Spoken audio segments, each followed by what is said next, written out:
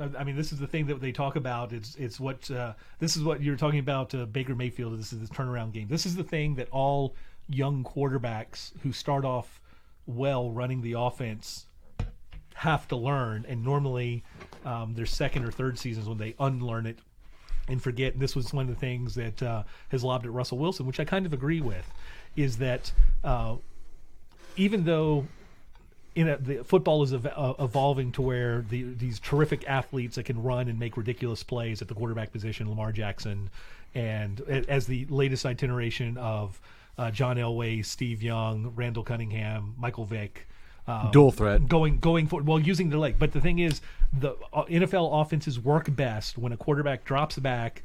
Once he plants, he makes his read, he throws. And then at that point, then you make something happen. The behemoth quarterbacks, Therapist and Cam Newton, Newton runs more so, but outside of that, they'll kind of run around in the backfield and try and make a play, throwing the ball longer. Aaron Rodgers being the exception. Well, Aaron Rodgers kind of like that as well, but he usually makes he his can decisions extend quicker. plays. He does. But and that's what they want is Therapist and Cam Newton. Russell Wilson has to run to create some windows because he's so short too. Well, the other thing is, and this is what I'm saying, is that what happens he's running is less though. They hold the ball. Didn't he run 2 touchdowns last game? Yes. But he's been running less overall compared to like first 6 years. Well, no, I mean he's been consistently doing that because, and when he does, he slides. Unlike Cam Newton, who wants to be hit for some reason, and some of the other guys, so he could feel alive. but this is the Baker Mayfield thing this year. Is he was so good last year because he would make his read and he'd throw the ball, and he's got a good enough arm and he can see the things that he made a lesser offense better. Now he's making a better offense worse by holding the ball. And the longer he holds it, the more he exposes his bad offensive line. His quarterback rating holding the ball over 3 seconds versus under 3 seconds is just like night and day. Yeah, and that's the whole thing. And that's what Russell Wilson, when they were making their second Super Bowl run and their offense was kind of stagnating, the offensive coordinator took a shot at him. Well, if you just drop back, make your read and throw, then you wouldn't get hit as often because that's why Breeze doesn't get hit. That's why Brady doesn't get hit. That's why Manning didn't get hit. And that's why Rodgers, for the most part, is because they make the read, they throw the ball, and you can't hit somebody in 2.5 seconds. You need that third second to hit that person. And when they hold the ball, then the rush affects that. It's easier to kind of defend spaces, and then you don't see the passing lanes that the play was designed for because you're now in a different place. So if Baker Mayfield, who may be trying to force the ball to Odell Beckham Jr. rather than just throw to the open person or throw to the check down. And this is the thing. Which Jarvis Landry's not having a good year at all. No, and he's going to always be open in that 5 to 12-yard area underneath. And if you just read the offense and throw it, and then as you throw to Jarvis Landry for 8 completions in the first half, it opens up Odell. Well, they'll fall down and they'll defend that, and then all of a sudden one-on-one coverage is wide open for Odell. And then they can run the ball too. And then they can run the ball. Because Chubb's not having a good year so far. Well, he's not getting the ball enough. Yeah, not at all. And that's one of the things. And that's what Kurt not a very Warner balanced. And that's offense. what Kurt Warner's mistake was when he was in New York, when he was with the Giants in front of Eli Manning, and he didn't play as well, is because he was holding the ball longer and he was getting hit, and then he wasn't able to step into his throws, and the balls were fluttering, and he'd have more interceptions. And then he got to Arizona because he had better wide receivers, and he just read through and went. And so that's the thing, is there's that very fine line between running the offense, which is why you get Gardner Minshew. Well, do you think that's coaching though? Like Freddie Kitchen. Well, he might not be the one. He was the big question mark. Well, he absolutely he is was not the one. biggest. He was the biggest question mark going into the season. He absolutely is not the one. No, but there's does he make it the year? But if they're about to start 1-3. They have potential to start 1-6. Yeah. He's fired if that happens. The thing, if not, they have to. Hilariously enough, Hugh Jackson would be perfect for this offense. No, Hugh Jackson has always been an awful head choice. Always been an awful. Yeah, but he'd be good for this offense. He's only a coordinator. Yeah, he'd be good for this offense. Is what I'm saying. But he never should have gotten the head coaching. No, he should have. But he should have been an offensive coordinator. What is it? Pittsburgh has the Bengals this week. You could have them both at 1-3. Steelers and Browns. I told you the Steelers were going to have a bad year. No, but you were raving about the Browns, and they could be tied at the end of this week. This is true. I'm off. But this is a twofer, though, because Therapist being injured and not playing, and that's why the Steelers have that's you lucking into it. I lucked into that. That's you backdooring. I lucked in that one. No, that's my entire point. You're lucking into it, and they could still be tied next week. week. Yeah, but no. Well, here's the deal. Actually, no. I said this was the year that Ben broke down. I didn't think it was going to happen after game. But that's a different. That's a different. A little bit different. Thing. I didn't think it was going to happen that immediate. I will give you the credit though, because it was a non-contact injury. That does fall into the breaking down thing. But I still think he would do it. But it's not. It's a half right. I mean, you get credit. Fuck but both of y'all. No, give my credit. Anyways, go on. This is Game of Thrones winning best drama at the Emmy Awards. It's like because of all the rest of the stuff, you happen to be right. Here's the award. There was no You happen didn't to really earn it. I said they're gonna have a down year, and Ben was gonna finally start breaking down. I said him, one of the old four actually was gonna break down this year, or two of them, and right now it's Eli and Ben. So, and Phil Rivers not looking that good. What? He's fine. Eli's been washed for like 6 years. Philip Rivers is fine. The Chargers are the best 1 and 2 team in the league. They have been the last 4 years. Yeah. Every year it's kind of the same thing, though. They'll be 2 and 2. They got Miami this week. The only difference was the year that the Patriots were also 1 and 2, and then they weren't Hold the on. best 1 and 2 team. Guess the line on that game. Which one? The Chargers Dolphins. Chargers Dolphins. The Cowboys was like 21, so I would say this one's like 14, 15. I think it opened at 17. What is it? Is that it? It worked its 15 way and a down. half. 15 and a half, yeah. Where is it? In Miami? It's in Miami. Yeah, that's why it's 15. Yeah. That's why it's 15. If it was Los Angeles, it would have been 18, 19. It would have been 18, 19. It was lit. Anyway, so far, it's been a weird season, I think. Last week had what? 8 backups start? Don't quote me on that. Were there 8 backups that It started? feels like that. That feels right. Like through week 2, there were the most starting quarterbacks total forever. Well, there's already 2 third-string quarterbacks starting. Yeah, the Jets kid and Jacksonville. Minshew was the Third. Well, who was the second string? I thought no. Minshew's the he second was stringer, because he came in. and Bridgewater started. So But that's one of the Minshew. things. Like Minshew and the Jets guy, they're going to as long as another they Washington State guy. Yeah, as long as they drop back and throw, which is the nature of the offense that they had at Washington State, they'll be effective. It's once they start believing their hype and they hold that ball just a little longer. Falks had no hype to believe. But I mean Minshew though. Yeah. Well, Minshew, but I mean Falk. I mean, what his first game he was 23 of 25. It comes in. Was he 20 of 25, 80%. He had a good game. Well, that's again that's one of the other changes is of the less athletic quarterbacks are making up for it with the accuracy because they're reading the offense and they're throwing and they're just going with the reads.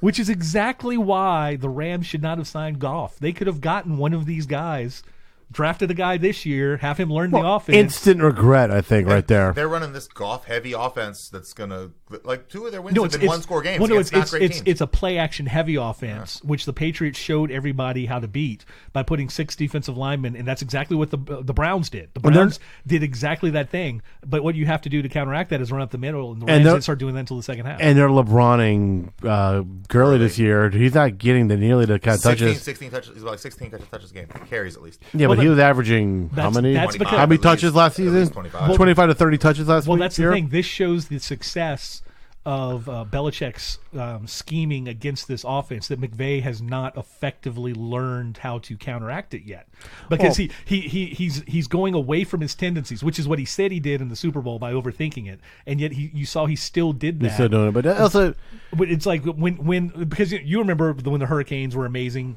in that is you can't run wide against a fast defense, and so the Rams offense is designed with the play actions around the end to either you're following Gurley because he's effective or the thing. And so by doing the 6 defensive linemen and spreading it out, they're not allowing you to run outside.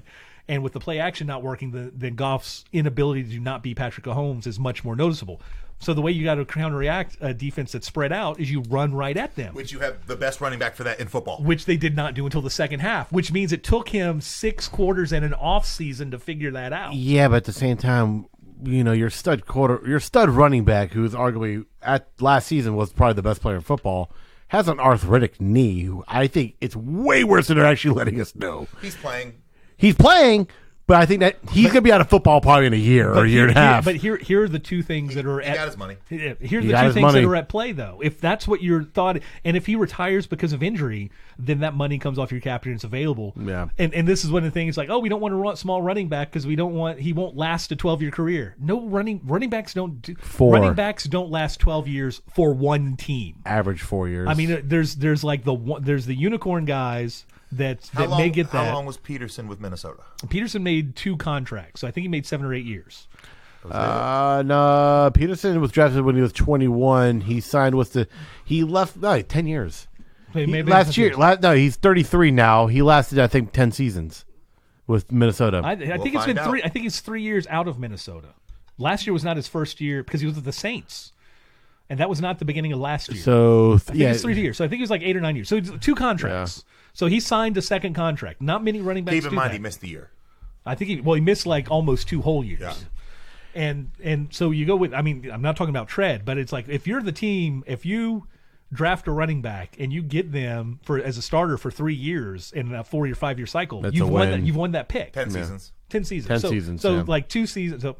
So that's with that. But if that's where I think the Rams, though, they could have really been innovative. Like if you choose to pick early, don't pay off. Draft one of those Washington State, one of those guys who's a quick read offense. Texas A&M kind of kids. Well, anybody out there that can complete like 70%, even one of the Oklahoma guys, although Hurts is more versatile than that, but a guy that can read, make a play, and go, because that's how McVay's offense is designed, and then just go with that. And if you're saving $20 million in the quarterback thing, you can upgrade that on offensive line, and if you have a strong offensive line, your running backs and quarterbacks become better. Adrian Peterson ran for 1,000 yards last year Yeah, he did. in Washington. Wow. He wants to hang around till he gets to like the 15, 16,000. He wants to get as close to Emmett as he can, and he wants to play and run. He had a 90-yard touchdown.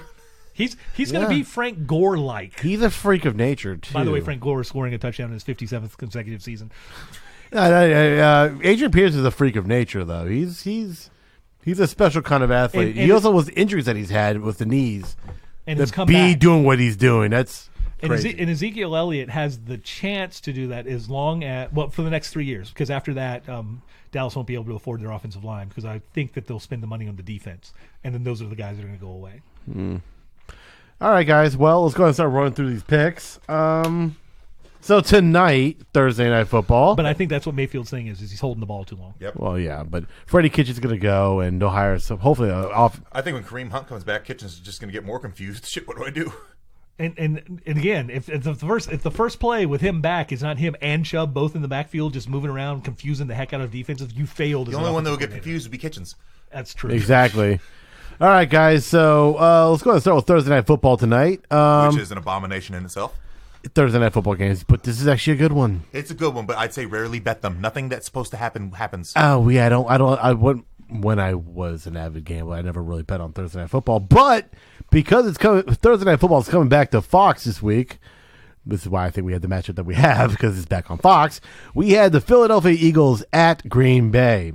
That's a really good game. That's a good fucking game. That's a great matchup. And the line's only 4. Green Bay -4. And I think Philadelphia's 1-2, right? Yeah, one of the better Green ones. Bay 2-1. No, 3-0. 3-0. Yeah. Ooh. yeah, no, the That's Packers. right. They beat the Bears. They beat the Vikings, and who else? Doesn't matter. That's 2 division games Yeah, right there. big ones. They had 2 division wins. Minnesota. Minnesota's a team I'm looking out. If Cook stays healthy, they Dalvin have a Cook. chance. Dalvin Cook is the only running back that'll have a chance for the MVP. It's dependent on whether Cousins can actually be even remotely half as good as he was last year. I saw something that says I saw something that says Diggs wants out. Stuff. Well, yeah, because Cousins sucks. Well, no, it's not that. They're running the ball 85% of the time. There were only 10 pass attempts in their first game. Well, they flat out said they were going to come out and run the ball way more this year compared to what they did last year. Yeah, with their injury-prone running back. Yeah, smart. Well, okay, guys, so let's go ahead and say offensive line, sieve of the offensive line. the Packers are undefeated. The Eagles have 1 win, I do believe, and They're 1-2. Yes. Against they're 1-2. And they lost to They beat Washington. They lost to Detroit. They lost to Detroit. Well, Detroit's. We'll discuss that shortly. Yeah. Well, hold on. We'll discuss that here shortly. But I'm going to say Eagles do have a tough beat with that Falcons loss. Anyway, so Green Bay is 4-point favorites, and the over/under in that game is 46.5. So who do y'all like? I think it's over, even though Philadelphia can't seem to catch a cold. And Green Bay's offense hasn't hit. They haven't hit their stride yet. They're not scoring a ton of points. No, but their defense is playing really well. Their defense is good. But the Philly defense, the Philly pass rush is non-existent. They have 2 sacks this season. 2. Yeah, so I So mean, Rodgers with time to throw. That's trouble. And Yeah. and Devontae Adams hasn't really had a breakout game yet, really. Nope. And that Scantling kid who they have, He's been the best receiver, hasn't he? He's got like 2 touchdowns. I dropped him. 46. Like an idiot. So that's I think over 24, 21 points, 45. So it's like, ooh. Yeah, Okay. Maybe under. Maybe under. Maybe. Maybe under. Thursday night. The Green Bay defense is real. Thursday night. Because Four-day break. It's a short rest week. Yeah, but it's Thursday, so it could be like 50. It's 3 days. They might off. not even play. They might not even play fucking defense tonight. So Yeah, you don't bet Thursday. I don't like betting Thursday, but for me, if I'm a gambling man, I'll go and make the first pick. I like Green Bay at -4. And remember, guys, we can we can buy points if you want to. It's in Green Bay. I'd go Green Bay with the. I like Green Bay. No buying. I wouldn't even touch that line. I would keep it at 4. And I like the 46.5 over. I wouldn't be surprised if it's 28-14 Green Bay. I'd stay away from the over under. This is one, and that's always my favorite play is an over under. I'll stay away on. I hate over under, but I actually like that over because Thursday football. I don't think they're going to play any. I'm defense so tonight. angry about last Thursday because of the rain and that one drop in the end zone because that would have put Jacksonville and made it to the over. It's Thursday night football. I'm taking the Eagles. It's a good enough reason. Shit happens. This might be the game where Aguilar actually catches everything. Did you guys see the don't guy? throw babies at him. He got invited to the game. Yes, his whole family. Yeah, his whole family did. But dude, he dropped that ball to win the game. Basically, that would have. But again, this is the difference between a player. They should have beat the Falcons. They should have beat the Falcons. But that's totally the difference between a player who's won a Super Bowl and a player that hasn't won a Super Bowl. Completely correct. It's like, man, you're terrible. You can't catch anything. I caught my Super Bowl ring. I'm okay. No big deal. You want to come to the game? I'll buy you tickets. Yeah, compared to Julio, who took that one to the house and hasn't won a Super Bowl. Oh, yeah. All right. Well, who you got, Jere? I'm Packers, but I'm staying away from the over and under. Yeah. Okay. All right, so we got 2 Packers, 1 Eagles. All right, next game. Carolina Panthers at Houston Texans. Houston is in Houston, and Houston's 4-point favorites. Houston's pass rush is going to show up at some time, and that's bad for the Panthers. Well, the Panthers' O-line is non-existent.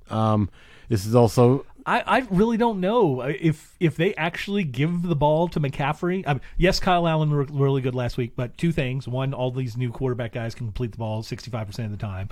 2, the rules no film on him whatsoever. The rules all should kind of let them do that these days. Everyone seems to be passing for over 65%. But the thing, that's because you have to put the ball where the defense isn't. And also the receivers, too. The receivers, yes, and that's the big. Receivers are able to run unencumbered, but you still have to put the ball where they can catch it. I don't think Cam plays another game this year. He shouldn't. He needs a full year off. Well, Lamar Jackson had a terrible completion percentage last week too. It's about 50. Yeah. So and playing against possibly the second best team in football, and he still almost kept him in that game. Second best team. Garbage time. You think the Pats are the best team still? How many touchdowns have they given up this year? Since the AFC Championship, none. Yeah, but they played. No, they gave up 1. No. They gave up 1 touch. No, they had a touchdown scored against them this past week. No. Yeah, they did. I don't think so. They had a touchdown. Oh, it was the defense. It was special teams. Or something. It was the first touchdown they've given up. The defense has not given up a point. No. It wasn't a special teams. Someone fumbled the ball, and they gave up a defensive touchdown this past week. No, they have not given up. They've only given up 3 points. Hold on. I'm pulling the game up. Pull up the game. It was the Jets. It was the Jets. The Jets scored a touchdown this past week. The Jets defense has outscored the Jets offense this year. No passing touchdowns, no rushing touchdowns. So it was a defensive touchdown? Probably, yep. Or special teams, but it was not a.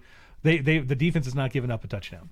Oh no, but that was actually okay. Defensively, yeah, but that was actually their first touchdown they've just given up. But the thing is, the only points the defense have given up is as many as people on this podcast. But then 3. But then again, they've played the Jets and they played the Dolphins. They have not played a team that's won a game. Yeah, they haven't.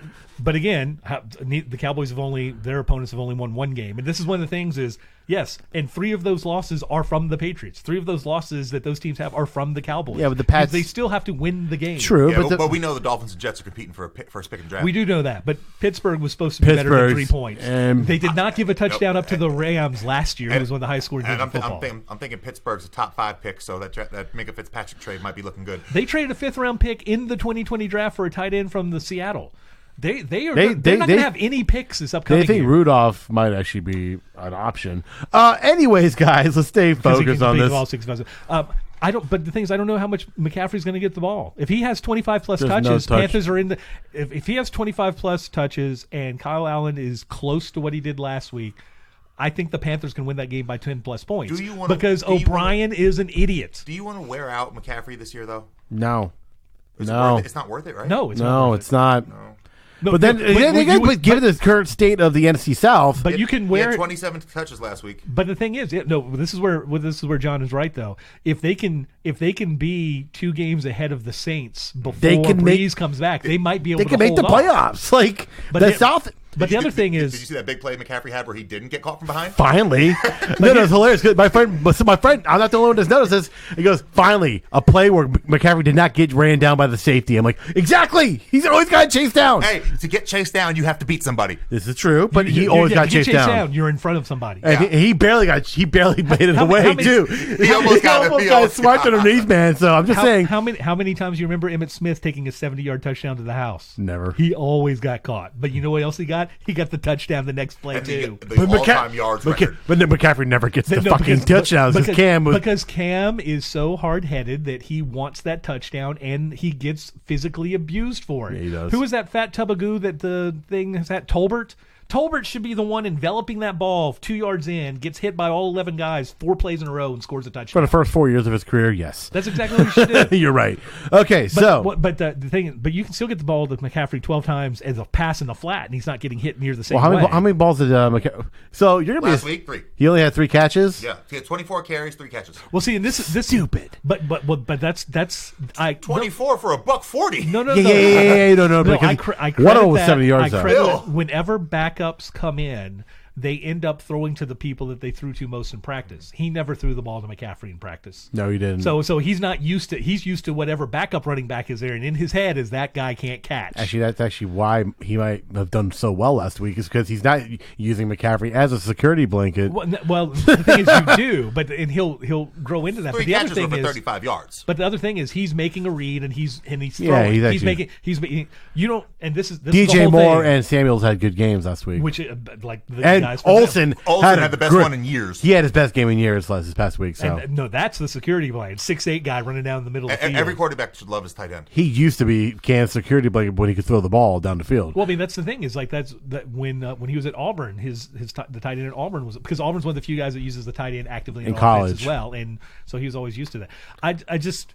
It's a weird thing. Is as long as Allen continues to read and make his decision. This is the whole thing. It doesn't matter if you make a mistake as long as you're making it full speed. Things will work out, and that's kind of where he is now. But there's no telling. I mean, this is a whole other defense. It's a whole other environment. Well, he played the Cardinals. Yeah. He looked good playing the Cardinals. This is very true. That's, I have to take that into consideration. When all these people are like, "Oh, the Cam Newton era is over," he's like, he beat the Cardinals, and also the Panthers. 29. The Panthers could easily be 3-0 right now. I know I sound like an homer, but they were a couple. They were never going to beat the Rams. Huh? They were never going to beat the Rams. They gave that game away. They had opportunities to take the lead in that game. They gave the Buccaneers game away. They gave both of them. They could easily be. They're 1-2, but they could easily be 3-0. I mean, you can't say you're 1-2 and you could easily be 3-0, but the reason you gave the games away is because you're playing bad. Yeah, I mean, they were playing so poorly, but they still had shots to win that game. But if they beat Tampa Bay, I could buy into they could be 3-0. And also, but no. At the same time, like last week. Well, this past week we were discussing that. Did you see how aggressively Tampa Bay tries not to win? Did you see that last game?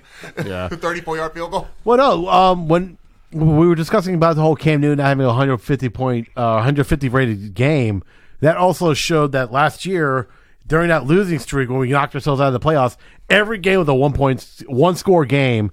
And I think it was 6 games by combined 20 points. But that's the basis of the NFL success. That kind of coaching, parity and coaching. And this is one of the things that we're talking about is that all teams. The teams that have individual season successes are the ones that do terrifically successfully in the turnover margin and in third down conversion. And it's hard to continue that from year to year. What happens? Those regress back to the mean, or you have that one year where like Atlanta went to the Super Bowl because they were great in the turnover margin and third down conversion. Next year, boom, it came back and they weren't. The teams that go against that are the Patriots that are able to be very good in the other reasons. Every other team isn't that. So. The Panthers, every team is always within. You look at any team that you take any 8 games out of that, and it's one score one way or the other, wins or losses, or where they could have lost all 8 or they could have won all 8. 80% of spreads are one score. Yeah, I mean it's only because of the Jets and the Dolphins this year that you're having 15 plus margins on them. Even the Patriots are only favored by 7 this week. That's because nobody knows what the Bills are. And you'll see. We'll find out. We'll find out this week. Yeah. And this also the Dolphins are 3-0 last year going into week 4. Exactly, and the Bills are 3-0, and finally, and they went to the Patriots and got spanked. Remember, also the Pats have the easiest schedule in the NFL this year. They're going to go 16-0 probably. How excited is Bill Belichick to see a quarterback whose best skill is running? and he's already got the corners that he has. Yep. He's going to put 8 and 9 people Dare up them. there. And dare them to beat throw. them. Yeah. No, throw to Stephon Gilmore and Patrick Chung and McCourty's already got 3 back picks, there. doesn't he? But Yeah. and there's I'll leave McCourty, Chung, and Gilmore back there. And I'll put the other 7 on you. Isn't there one guy for the Bucks who already has 8 sacks Yes. in like 3 games? Yes. Good Lord. All right, guys. Sorry, Cam. Well, that's because it's like everybody's throwing against Tampa Bay. It's like this is too easy. But All right, 8 sacks in 3 games. All right, guys. That's the benefit of being next to Nnamdi Suh. Let's go ahead and make this. Let's go ahead and make this pick. Who you got? Panthers +4, Houston -4. Game's in Houston. I take Deshaun Watson. I take him but even regardless of that, I mean, he beat Drew Brees. He beat Drew Brees in 2 plays, and his defense couldn't help him out. Yeah. I got Houston 4. They could win by a touchdown easily. Yeah. I'll take the I think it'll be what's the over under? over under 47. I'll go over. I'm saying there's a lot of points in this. I think that the Panthers can score points. Yep. But I think that neither defense is good enough to 35-28. yeah. 35-31, 35-28, something like that. I'm gonna go ahead and take. You know what? Oh, I can't say 35-31 because it's only 4. Covers. Yeah. I like the over on this game. Panthers are going to miss an extra point, 35-30. I like the over. On this, 35-24. I like the over on this game. I'll take the Panthers. Yeah. Homer. I'm gonna be a homer. I'll you be a have homer. to. I'll be a homer on You that. have one. to, though, because, I mean, if you think that they could have won against the Rams and Yeah, Tampa, exactly. you have to take them. I think. Yeah. I'm shocked by your consistency. With a 4-point spread, I don't think it's I terrible. applaud It's that. not a terrible bet. No, it's not. It's No. not. Especially No, on the road. I like the Panthers, and you know what? There's a reason why they're giving. Literally, it's a 1-point game. They're getting 3 points as a home favorite. The Vegas clearly doesn't think highly of Houston right now. They can't protect. They can't protect. They can't Deshaun protect. Watson. No, they can't. All right, guys. Next game we have the Cleveland Browns at Baltimore. 6.5. 7. Ooh, it went 7-point favorite. ESPN has 6.5, but you said 7 now? Yeah, I'm using Bookmaker I'm using Bookmaker in their odds right now. So we are at -7 for Baltimore. The over/under is set at 45. Wow, it definitely over because if the Browns come close to winning this game, they have to. They have to score points, and who knows what Lamar Jackson we're going to get though. But I don't think that they can score points. Ooh, I don't know that they can score. I'm taking Baltimore no matter what because I think that the Baltimore's offense is better than Cleveland's offense, and Baltimore's defense is better than Cleveland's defense. See, so for me, I'm going to go make my pick. For me, and remember buying, I like Cleveland. I would buy 0.5 point and bring it down to 6.5. If I were to bet on this game, I like it at 6.5. I don't at 7. I think the Browns would actually push. I genuinely think it would be a 7-point game. I'd buy 6.5 to make sure Cleveland wins that game. Or you could easily, yeah. So that's what I think. 6.5, and you think that means I think the Browns will win by a touchdown. At 6.5, Browns are still favored? No. I'm buying 0.5 point down to make it a plus 6.5 point game for the Browns. So if they lose by a touchdown, they cover. Right now, if they lose by a touchdown, it's a push. I think they lose by a touchdown, essentially. Or yeah, so that's what I think. If me personally, I like the Browns at 6.5, buying 0.5 point on that game. I think it's double digits. You think it's double digits? So you think? I think Baltimore got tremendously excited about that Kansas City game. They're like it's because they're looking at it, it's like they put 4 touchdowns on us in a quarter, but our defense will be better and the weather will be worse if they meet each other in the playoffs. Come playoff time, and our offense will be a little bit better because they know that their defense. That's where Kansas City. And this is where I think Jalen Ramsey might end up with the Chiefs. Is that and the Jaguars have already turned down a 1st and 2nd round pick and a player for Jalen Ramsey. Yeah, he's good. And they want to sign him. And Shaw Khan, the owner of that, who owns Fulham, he said, I want to pay him. I want to keep him. Their next couple games are pretty easy. They could easily rattle off 4 of their next 5. And the thing is, it's like if Carolina wins and they're like 4-2 or something, they're sitting there in the South like, we could be the division champs. And if you get that, you get defense into the playoffs, and their quarterback continues to play the way that they play. The Panthers could sign Ramsey. Okay, so who do you like? Baltimore, they're at home. They can't afford to lose that draft pick. Baltimore by 10, they're at home. Yeah, double figures Baltimore. And I think it's over not because Cleveland's going to score points. I think Baltimore's going to score a lot.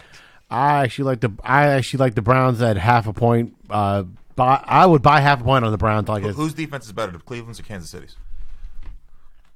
Cleveland's defense has better players. It does, yeah. Miles Garrett's actually having a great season. He's a monster. But I think He literally looks like a the monster. corner, Ward, Denzel Ward. yeah, he's really good. But I think what it is Kansas City. They're also young. Kansas Very City young. knows that they're playing The entire roster is pass young. defense. They know because they're going to score so many points that once they get halfway through the third quarter, their defensive ends can just blitz.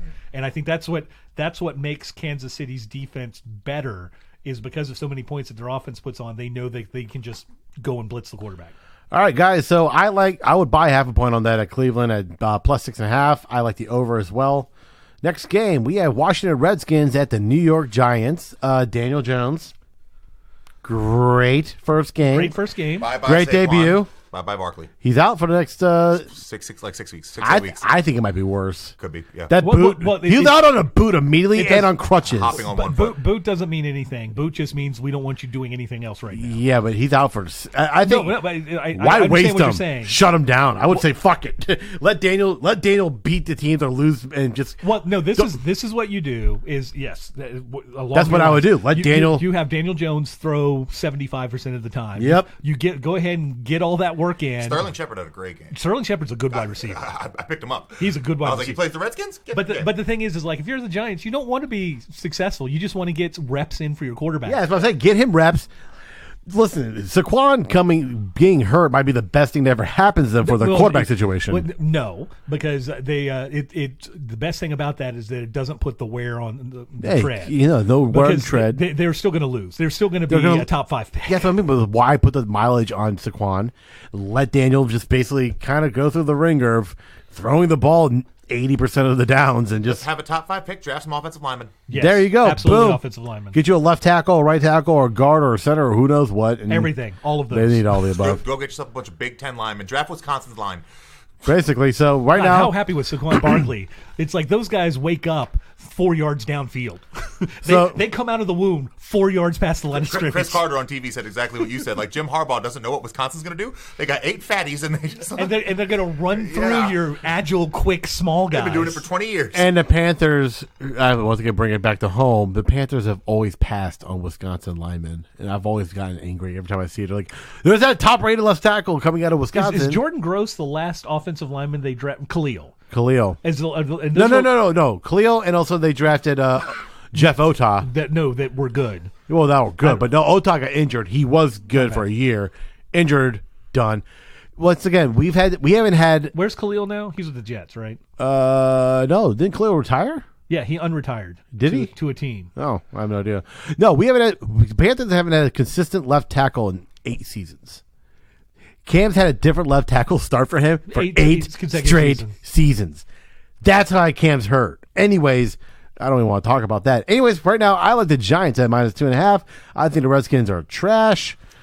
What was that? What was it? So what was this game again? 2.5. It's in New York. Bills and No, this is Giants and Washington. It's Giants. Yeah.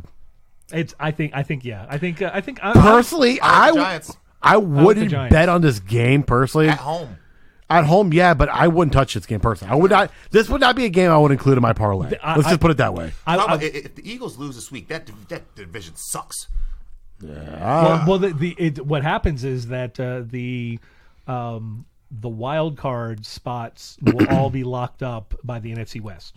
Yep. If the Eagles lose, then it's going to be the Rams, the Seahawks, and the 49ers. Well, we're going to discuss that here shortly. We're going to talk about these are contenders or pretenders right now at 3-0.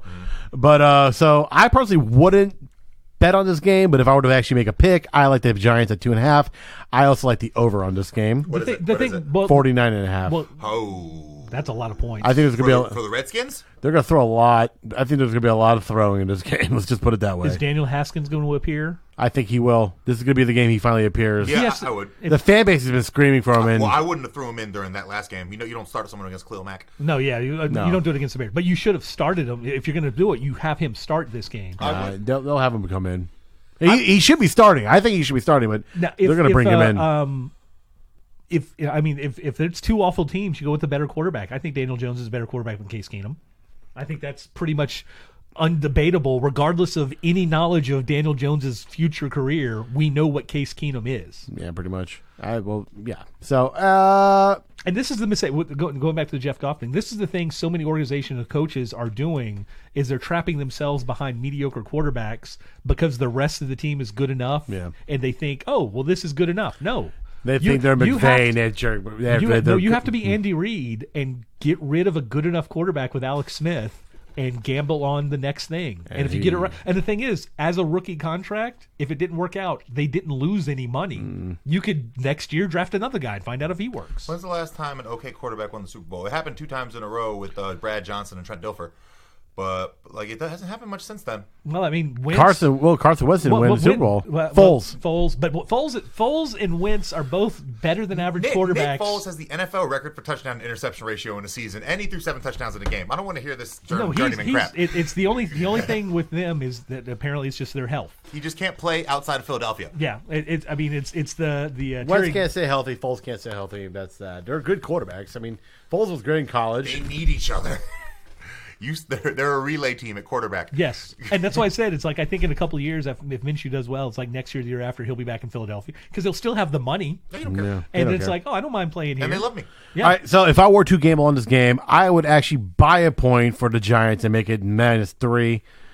Giants and over because I think Haskins may appear. Why do you always have to be so gimmicky? Just make a pick. It's not a gimmick. No, that's if you're an actual gambler and you do this, that's something you would do. Like But I see you've literally stated you're no longer an actual gambler. Well, I'm talking about if I were to. If I were to be a man that was gambling on this game and I had gun to my head, I'm like, all right, I'm buying half a point, 3 point. They'll cover at least that much. So, anyways, next game is the LA Chargers at the Miami Dolphins. The Chargers are 15.5-point favorites. Mind you, the Dolphins are at home. Chargers lost a heartbreaking, awful game last week. It's a 15.5-point spread. The Dolphins have 16 points all season. Yeah, see, here's what's speaking to me volumes. The money line on this game. That second quarter against Baltimore, Mahomes had 280 yards and 4 touchdowns. The money line. The Jets and the Dolphins combined have 330 yards passing this year. Money line, the Dolphins are plus 733. And the Chargers are money line minus 1150. That's unheard of for football. For example, Giants at Redskins. The Redskins are plus 130 on money line, and the New York Giants are 150. That means for basically every dollar, you have to bet 50 cents more to get another dollar. So you bet $1.30 to get yeah. So you bet $11.50 for a dollar. For a dollar. So what we're saying is, I like the Chargers. What's the over under? Set at 44. That's it. I think the Chargers can score 39 of that, 40 of it by themselves. So what they're basically implying is that the Chargers 42-3. 42-3 is exactly what they're saying. Yeah, pretty much. So okay. Once again, absolutely over. Second half, they're going to give the ball to Melvin Gordon 15 times to get back into playing shape, and he's going to feel really good by having 140 yards and 3 touchdowns. Yeah. So personally, once again, Keenan Allen with another monster performance just in the first half. Mike Williams with some ridiculous catch. So once again, I personally wouldn't touch this game either. But I'm not going to buy points on this either. If I gun on my head, I would take the Chargers at minus 15.5, and I would bet the over. Chargers and over. Yeah. You saying for you? Oh yeah, for sure. I said Chargers right away. Okay, so next game we have the Oakland Raiders at the Indianapolis Colts, who have been pretty good actually with Brissett. Their team's all right. They have offensive line matters. When you're a Super Bowl contender and you lose one player, you're still pretty good. This is the thing. They're currently without their best offensive player and their best defensive player, of which the best offensive player. Is Leonard not playing? Yeah, he got hurt. He missed last week. I think he might be back this week. And who else is on? Andrew Luck is out for the season. He's done. But I mean, they coming into the season, they're with their best player on offense and defense were out last week. This is what happens when you actually allow your team to build offensive line to the draft. Yeah, when Andrew Luck sits out a couple years and you got draft picks. Well, it's funny. It's like so Jacoby Brissett was drafted by the Patriots. So obviously Belichick saw something in him. So he's good enough to play football, and he started a couple of those games when Brady was suspended. He was traded to the Colts for Dorsett. Yeah, and Dorsett's having a great season. Dorsett's having a great season. Yeah, so Brissett is 66 of 92 for 646 yards, 7 touchdowns, and 1 pick. And they lost in overtime to the Chargers. He's had a great season, and He's got a great line. He's got weapons. He's been in that offense for 3 years. Yeah. He's got a good offensive line. Huge. I always see T.Y. He led the league in receiving yards 2 years ago. And Deion Kane is going to pop back up once Brissett gets a little more comfortable. Well, continues to get comfortable. And they have a solid running game too. No, that's what happens with a good offensive line and a solid defense. So I like the Colts at -7. Colts are playing who again? The Raiders. Colts, and what's the over under? 45. Ooh. I like the under. Colts under. I like Colts in the under on this game. Is good. Now they could win like 8. Here's the crazy line of the week, guys. We're gonna go and skip over that game because fuck that. Crazy line. To me, this is the craziest line. I think 10 wins the South. So here's my crazy line of the week. I think personally, the next two lines have me kind of baffled. So right now, the 3-0 Lions are. They're not 3-0. Yeah, they are. 2-0. Oh, they're 2-0-1. Undefeated. Undefeated. Excuse me. 2-0-1. One that tie to the Cardinals is a loss. The tie to the Cardinals is a loss as far as I'm concerned. But because they're undefeated. Their own coach called timeout. They would have clinched the plus game. 6.5 against who? The Chiefs. So what is it? This is games in Detroit. The Chiefs are only 6.5 point favorites against the Lions. I got KC all day. Mahomes by 21 in a dome. Stafford can air it out though. What's the over? He can. What's the over? Yeah, what's the over-under? The over-under on this game? Galladay's having a good year. 55. Over. Oh, yeah. I like the over. Because 31-28. 42-28. Yeah, easy. See, this is sorry. So here's the deal with me. If the General Josh were here, I'm pretty sure he would agree with me on this. There's one of two things that's going on with this line. It's either too good to be true, or Vegas knows something because that's -6.5.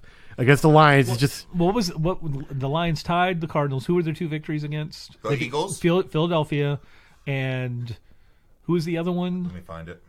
But the Chargers. That's what it was. It was the Chargers. But the thing is, the Chargers one that's because Patricia was a defensive coordinator with the Patriots, and Belichick always beats Rivers, so he knows the game plan about how to beat him. Yeah. He does. The Eagles one is just because the Eagles just are not. They're just as good. They drop. I mean, the no Eagles pass won rush, that no game. running game. Well, but they won that game, but they dropped like 6 balls. Yeah, they won that game. Jeffrey's back though, right? Yes, Alshon's back this week. Who last year only dropped 1 pass in the entirety of all of football. Yeah, and it was the last one thrown at him. So for me, I believe this to be a game I feel like this is a gift wrap from Vegas personally. So I would pound the Chiefs at 6.5. Yes, I think it's the Chiefs. I think it's over, and I think what's being given is that they're giving credit to him because of the defensive aplomb that he supposedly has, but none of Belichick's assistants really have that. They can beat the Chargers because the Chargers are easily beatable. They're an 8-8 team all the time. Yeah. They're always an 8-8 team.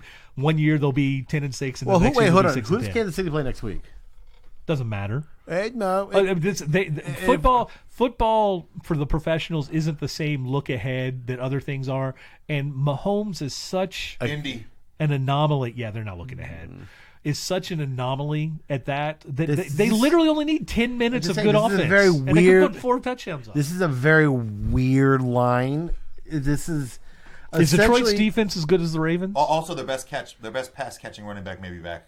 Other D. Williams. This is 3. Basically, they're getting 3 points for being at home. This is a 3.5 point spread. Like Tyreek Hill is out. And Tyreek Hill's out. Sammy Watkins took the brunt of that the first week. They're still slaughtering people. Well, and then the last 2 things, the people have been catching the ball are people that we've never heard of that can just run and get wide open. And Mahomes it's working. will find he them. finds them. All right, so I would pound the Chiefs on this game. This would be my. And this is where I think bet the house on. And this is why I think the Chiefs will be good for the bulk of Mahomes' career because they're never going to pay for a wide receiver. They're going to draft young guys that can run. They already paid Hill. Well, that's the thing. But, I mean, that's the one guy. They're not going to pay like 3 guys and lose all that money. And also, Hill's a guy who can just down the line. Well, but Hill can change it with a run with running one single and also running by the special right teams, and he can do a special one teams. corner. He blows by them, and Mahomes can flat foot throw that ball 70 yards. That's his first contract. I don't know that he'll get that when he turns to 29, 28 when they can draft like 3 guys. I mean, they cut Fast Albert. They cut Fast Albert, and because they couldn't afford to. This past Baltimore game was fast guys. This past Baltimore game was actually the very first time not very first time, but like the first time I actually sat and watched an entire Mahomes game, start to finish, just watching him play. And Well, and see, that's what makes him He different. looks. What makes him different from the other guys is when the play does start to break down and he moves to get that extra time, he still knows where everybody is in the offense, and his arm and his mechanics are so good he can get the ball to wherever he thinks he can get it. He reminds me of prime Aaron Rodgers as far as that would be the 100. But he's only prime Aaron Rodgers in his second season as a starter. But the that's thing is, insane. 45 touchdowns, 6 picks. Yeah, That guy, yeah. But the thing is, 106 quarterback rating. but for the year. he's benefiting by the fact that offenses are more tailored to throw more. Yeah, And absolutely. whereas like if Rodgers was like, this was his third year as a starter, at this point going forward, he's 45 to 55 touchdowns a year. For his career, yeah, that's what I'm saying. Like, he reminds me of prime Aaron Rodgers running around, that flick of the wrist. He doesn't even use his arm to throw the ball. And that's the It's thing. very Aaron Rodgers-esque. It's a flick of the wrist, crazy motion. And that's the thing that Marino is going to get lost in his accomplishments because of the yardage and the touchdowns he threw in an era when Jim McMahon threw for 200 yards once in his career. Yep. That Aaron Rodgers year, where his best MVP year, his quarterback rating for the season was 122.5, an NFL record. Yeah, like Aaron Rodgers. His career quarterback rating, which has gone down 2 points, is 103.1, still an NFL record. The next highest guy is like 96. Yeah. Like, No, he's that's what I'm saying. only Like, Mahomes is basically, I look at him as the second coming of Rodgers. But he's who like- got the chance to start he's way Aaron, sooner. He's Aaron Rodgers 2.0. Yeah, he's Aaron Rodgers 2.0. He's a little more athletic, and his arm is probably just a little bit stronger because he was a baseball player. Yeah. So, I like the Chiefs. I like the over. I would personally, Pretender. I personally would couple like this. This would be a game I would include in my parlay if I were to parlay this week. I would have them, and the next game that's up here, I would have New England against Buffalo, and That is my lock of the week. I think New England throttles the Bills. It's 7, right? It's 7. Yeah, they're gonna. It's fucking 7. a spanking. This is what New England is going to do to the Bills, what they did to Lamar Jackson in the play. It was them in the playoffs, right? Where it's like, oh, you think you're gonna beat us throwing the ball? They might give up their first touchdown, and I say like 31-10. They might give the first, but it may be a garbage. So, time. Exactly, yes. like, no, but this week I do believe, I think Vegas is gift wrap. Like, if you're a gambler, guys, What's the over? the over on this is 42.5. If you're a gambler, guys, this Kansas City Chiefs game, That's right around what I called. yeah. I said 31. I wouldn't touch the over on this game personally. No. But the Bills might not score. this Kansas City game plus the Pats, I would couple them and find one other game and one other play for a 3-team parlay and make a killing this week because I genuinely believe. Also, if you notice the subtle thing, I think your third game is the Chargers and Dolphins. I would put that. I'd do that. Yeah, but that's safe. The Dolphins are that bad, you say? I haven't watched them play at all, so I have no idea. They haven't scored a touchdown. No, they haven't. But I don't believe in the Chargers. You don't think the Chargers are good for 28 points I don't. against the Dolphins? I just don't think the Chargers are that good. They are. They're probably the best roster in football. Yeah, I get that, but I don't think. I don't trust that 15.5. I do. I don't know which Philip Rivers, which Charger team is going to show up. It doesn't matter. If the bad one shows up, they win by 17. If the good one shows up, they win by 25. I don't know if that's going to be the case personally, but going to this game, it's gun to my head, 15.5 points is a lot of points to be giving up in the NFL in general. That I generally try to, unless you're the Pats, I generally try to stay away from lines like that. The Chiefs or the Pats. There's one more line that could be pretty safe. Seahawks Cardinals 5 points. Belichick is going to tell the Bills, it's like, oh, you got a quarterback. Let's see if he can actually quarterback. Ooh, There you go. Vikings. Oh, no, wait. Let's just keep going. So, all right, guys. Also, Pretend. So we all agree Bills, Pats pretend. -7. Yeah, that was my lock of the week. We're talking about. All right, so these last two games are pretenders, contenders. Do you think the Lions are a contender? We didn't get a chance to do that. Totally a pretender because if Dalvin Cook stays healthy, and I think the Packers and the Vikings are the best two teams of that, and the Bears are terrifically good. Their defense. Their defense is good, but Trubisky is a pretender quarterback. He had a good game this last week, though. He didn't have he had an okay game. He completed over what 65% of his passes for a He change. missed open guys, and Well, the other thing is he's gonna do that every week, no matter He's not what. making the right reads though, but the thing is, it's like he looks like a quarterback, so the Bears may be stuck with him way longer than they should be. Well, absolutely, and Nagy's gonna think he can actually coach him up. How about you? Pretender, contender for the Bill or the Lions? They're both pretenders. Both pretenders. Neither of them make the playoffs. I think they're both pretenders. I agree with that. Degenerate Josh over there, if you were across from me, would say he still thinks the Bills are contenders. He's high. Next game, we have Tennessee Titans at the Atlanta Falcons. Falcons are 4-point favorites. Just because they're at home. Personally, I would stay away from this game. I wouldn't bet it. Don't like Matt Ryan. I don't like Mariota. What's an over-under on this? 45.5. Oh, I don't like any part of this. I don't like this game. None of this game. I wouldn't touch this game. Gun to my head, I take the Falcons. I don't even want to watch this on the red zone. Gun to my head, I take the Falcons at -4, but I would not bet on this game. No. Titans have a decent defense. I think Matt Ryan is. I don't think he's that good. Well, no, he's a Former MVP? he's a perfectly fine quarterback when he has a good running game and a good offensive line. And he doesn't have either. They don't give Freeman the ball that much. They don't. Well, that's the other thing is once they lost their other guy because they had the two running back, they had the two-headed guy. Coleman is that they kind of protected Freeman by not giving him the ball. That See, here's my game that I would throw oddly, in. they may be giving exactly the same, but they're not running it as much because the other guy's not there. So we're all in agreement. Agreement. That's a word. Agreement is a word. Agreements. We're all in agreement here.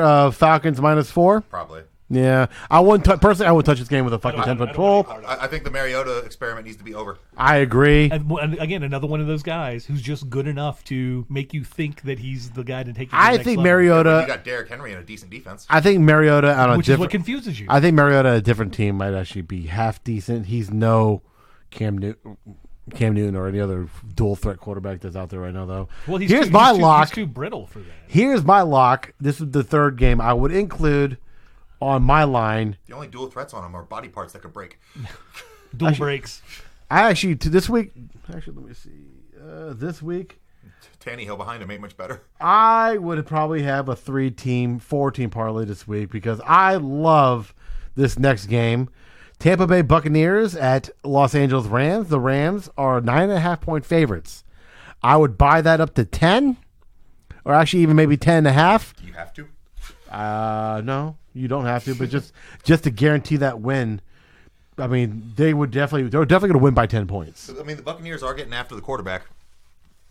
Huh? I said the Buccaneers are getting after the quarterback. They are. I mean, and Goff will make mistakes. Yeah, you're right. Actually, a 10. One guy has 8 sacks. The Eagles as a team have 2. And the Rams are going to, and the reason the guy has the 8 sacks is because Ndamukong is with them and they get double team. And the Rams are not going to want Ndamukong to have a good game against him. And he's going to want to have a good game. They're not going to want to run Todd Gurley near him either. No. But oh, you got bad knees? I know this. I don't think the Buccaneers. I know what's really going on. I don't think the Buccaneers are good, even though they were basically a kick away from winning last week. Tough loss. They beat the Panthers in the Panthers' most dud offensive game I can remember in a long period of time. The Panthers scored 5 times, and all they had 14 points. Yeah. And a safety. And then also on top of that, the Buccaneers, Mike Evans and Winston looked fantastic this past week, but they were also abusing a rookie corner last week. Again, one of the other things is is he the quarterback can be any better than he is? But he has Bruce Arians, so he's gonna make quarterbacks look better than they are. And he's gonna throw the ball too. So, Mike Evans makes you a better quarterback. Mike Evans makes anyone a better quarterback. And Howard, is OJ Howard back? Because he was out for a bit. I mean, if you have both of those guys, that's hard to defend. I think Howard's back, but I mean, at the same time, you know what?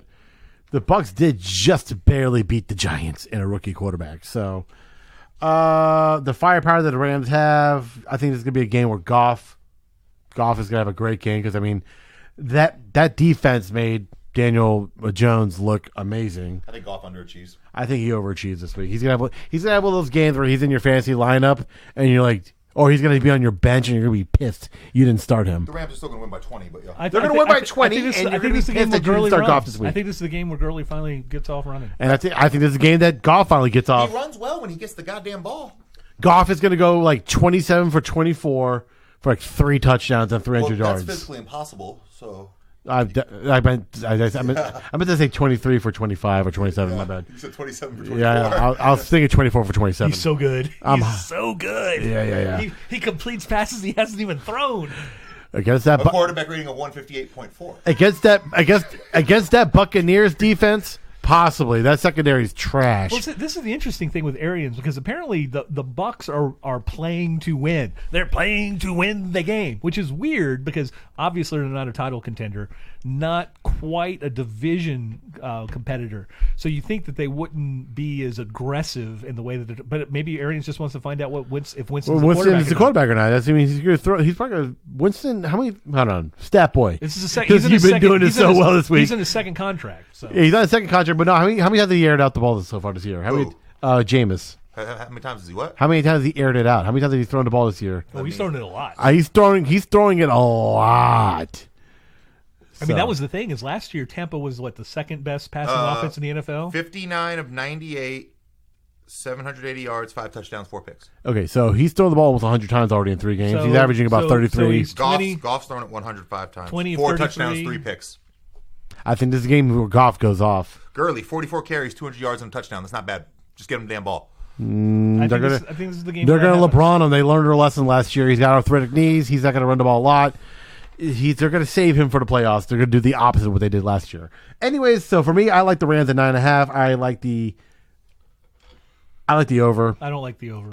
I like the over on this game, but I wouldn't bet the over. I'm betting the Rams. But though. if I had to pick, I'd pick the over. This is the best 2 cornerbacks Jameis Winston has seen all year. This is not a good situation for his not quite accuracy. Multiple pick game, possibly. Yeah, I think Aqib Talib is he circled this one on the calendar. Oh, yeah, and he's like, I'm gonna get some interceptions in this game. And that offensive line or that defensive line. He and what's the other guy? Peterson? Is it Peterson? Is the other Marcus Peters. Yeah. Mark Peters. He and Peters have a bet on who gets the most interceptions in this game. And their defensive line is probably chomping at the bits because Winston holds on the ball for way too long. This is where Donald gets his 3-sack game. Donald's gonna have 4 sacks. Jameis has less attempts and more yards, similar completion percentages, and five touchdowns, 4 picks to 4 touchdowns, 3 picks. That's Goff's coaching. the highest paid quarterback in the fucking league. That's ridiculous. Suck my dick. That's ridiculous. That's the thing. If you have the faith in McVay as Tampa has in Arians, it's like you talk to him and you say, okay, is this really the guy, or is there a guy that we could draft in a year after he learns the offense? Can he do most of this? Now you're stuck.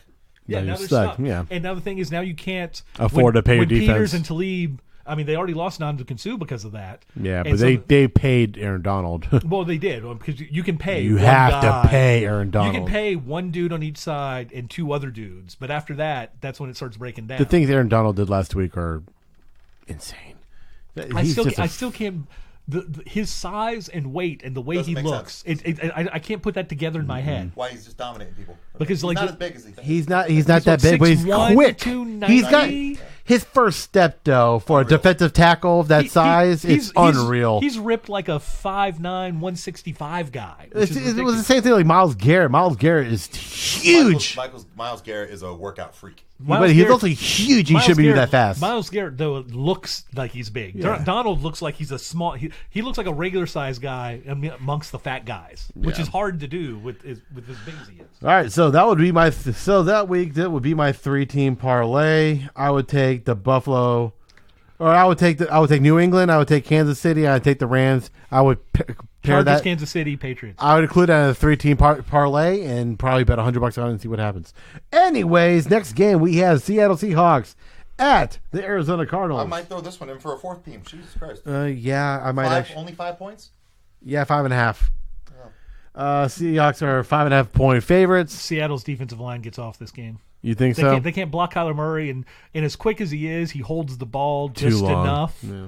And again, this is what I don't understand, and I understand why NFL offenses don't do this. But Kingsbury is a college offensive guy, and if you're Murray, and whenever they're on one hash, and that's the difference, is the NFL hashes are so much narrower that you don't have the wide side of the field isn't as wide as in college, is that they should still put him on the move to where you get him and a defensive lineman on one-on-one situation to where if he wins it, he either gets 6-7 yards running or he gets the open lane to pass the guy deep. And they don't do that enough.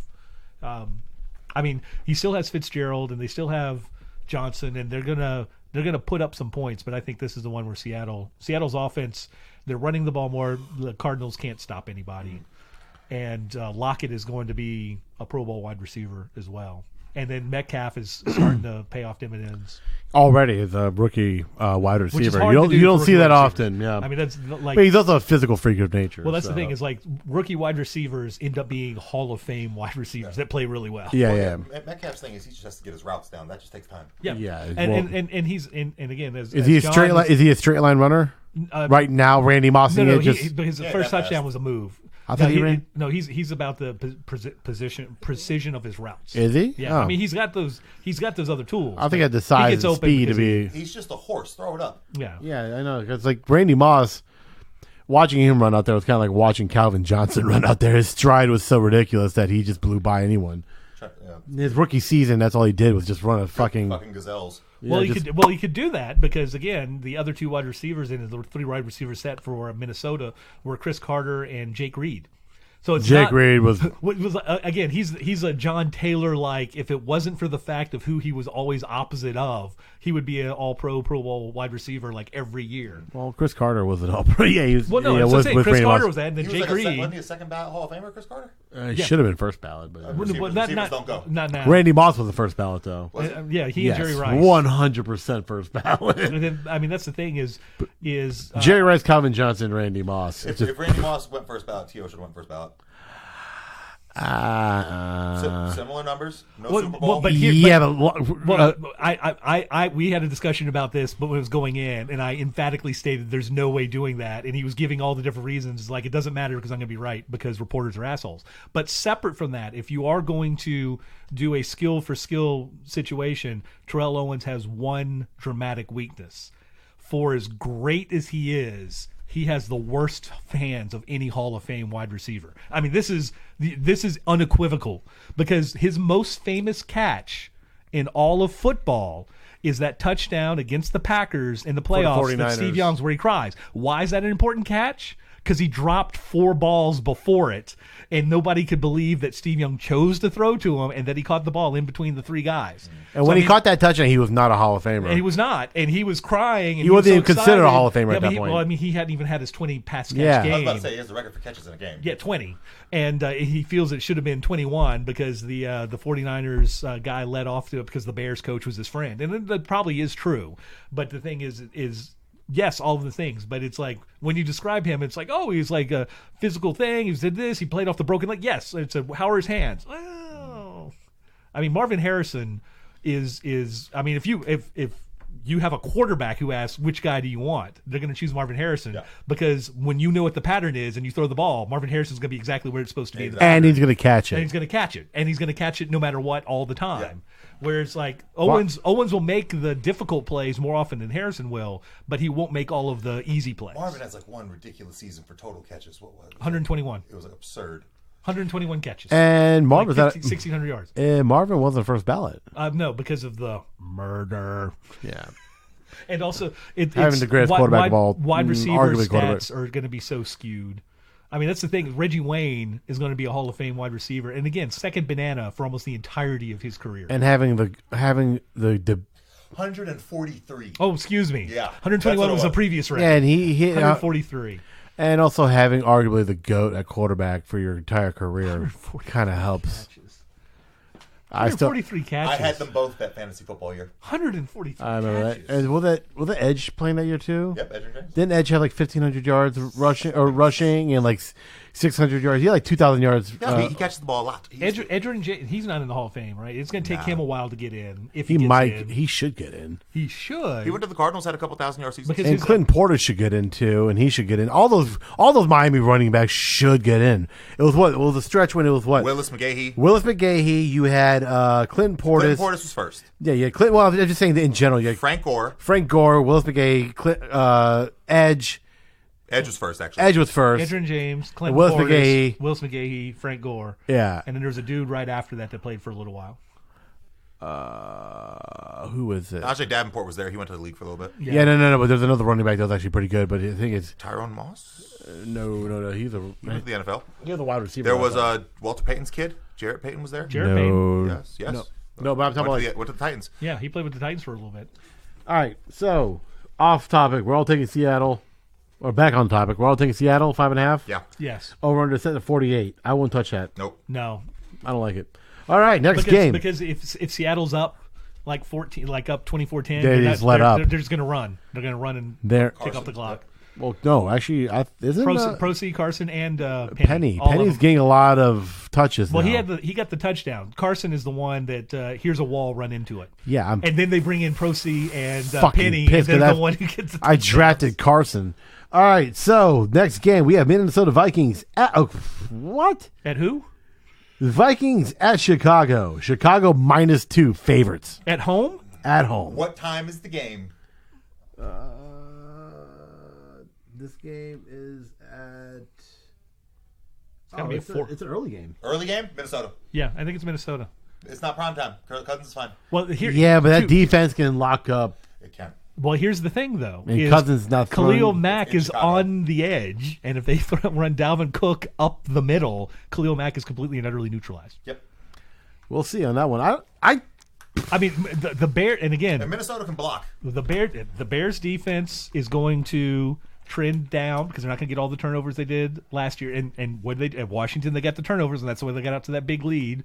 And they held on because if Keenum and Gruden make a better call on that 1 4th down conversion to get them within 8 points with about 8 minutes to go, that's a different game. think they dare Cousins to beat him.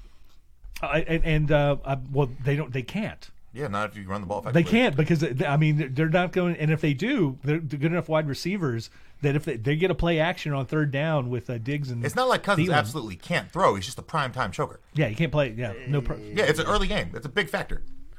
Yeah, but It's a weird big factor. Well, what's his record against division? It's only division primetime games that he loses all those.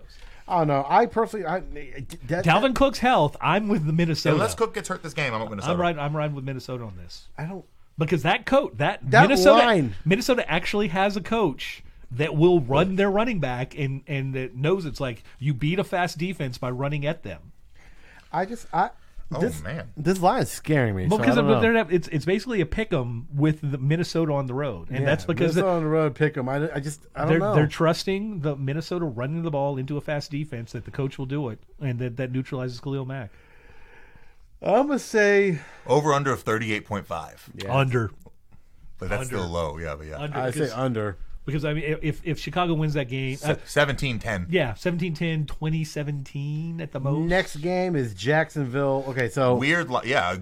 Fucking at Denver. Denver favored by 3. Winless Denver. I like Jags. I think Yeah. Jalen Ramsey called in flu, rib injury, birth of child so far this week. And it was James White's kid. Yeah. I just wanted to be there. I never let him get open. All right. Oh, by the way, I didn't pick the last one. I like the Vikings. I like the under. With this one, I like Jags. if Jalen Ramsey, I think this is the one where the bettors are saying that this is starting to affect the locker room in one way or another. But if Ramsey plays, I mean, Denver's not winning this game. They don't. Excuse me. You know what? I apologize. They've got a non-football coach. Stand corrected. Minnesota Vikings at Chicago Bears. That's a 4:00 game. Still, that's safe. That's not prime time. Yeah.